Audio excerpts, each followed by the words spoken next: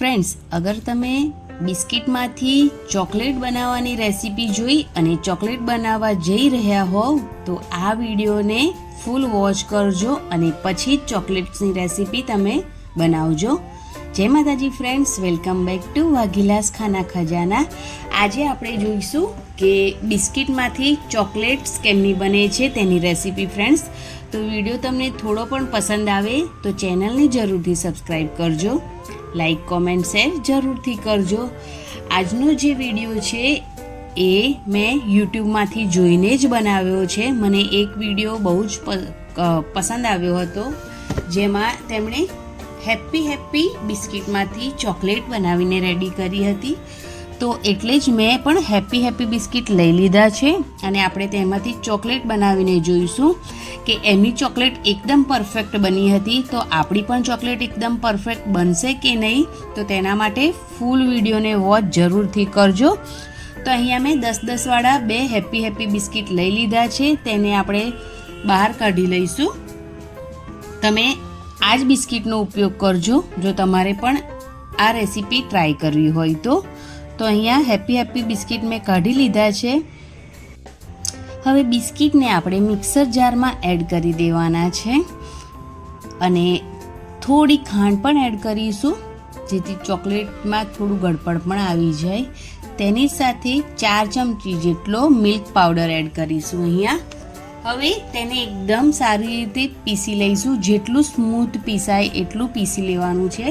તો અહીંયા મેં પીસી લીધું છે. હવે મેં ગરણી મૂકી છે અને તેમાં આપણે આ જે પીસેલું છે તેને એકદમ સારી રીતે ચાળી લઈશું, જેથી તેમાં કોઈ લમ્સ હોય તો તે પણ નીકળી જાય, બિસ્કિટના કોઈ પાર્ટ રહી ગયા હોય તો એ પણ ચાળણીમાં નીકળી જાય. એટલા માટે તેને એકદમ સારી રીતે ચાળી લઈશું.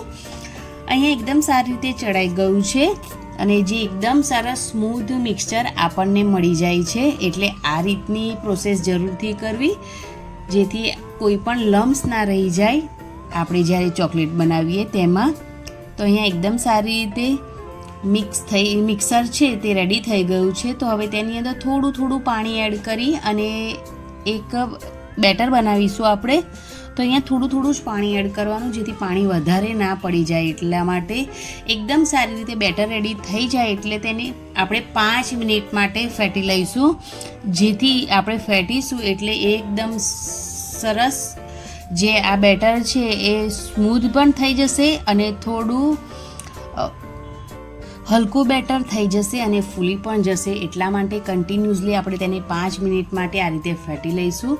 તો અહીંયા મેં 5 મિનિટ માટે ફેટી લીધું છે ને તમે જોઈ શકો છો કે એકદમ સરસ બેટર રેડી થઈ ગયું છે. તમારે પણ આ જ રીતનું બેટર રેડી કરવાનું છે. એકદમ સરસ રબરી બેટર રેડી થયું છે. હવે તેમાંથી ચોકલેટ બનાવવા માટે જ અહીંયા મેં ચોકલેટ મોલ્ડ લઈ લીધું છે અને તેમાં આપણે આ બેટરને એડ કરી દેવાનું છે. તમે કોઈ પણ તમારી પાસે જે પણ મોલ્ડ હોય એ લઈ શકો છો, અથવા તો આઈસ ક્યુબ બનાવવાનો ઉપયોગ તમે જે કરો છો તે પણ લઈ શકો છો. હવે એકદમ સરસ રીતે તેમાં મેં બેટરને એડ કરી દીધું છે. હવે તેને 1 કલાક માટે ફ્રીજમાં મૂકી દેવાનું છે. 1 કલાકમાં ચોકલેટ બનીને રેડી થઈ જાય છે એવું એમનું કહેવું છે.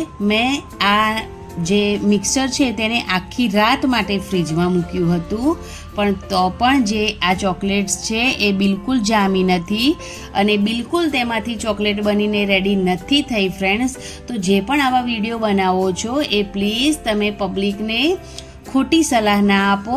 તમે જોઈ શકો છો કે ચોકલેટ બિલકુલ નથી બની અને આ એકદમ ખોટી રીત બતાવી છે એમણે. તો પ્લીઝ તમે આવું ના કરો.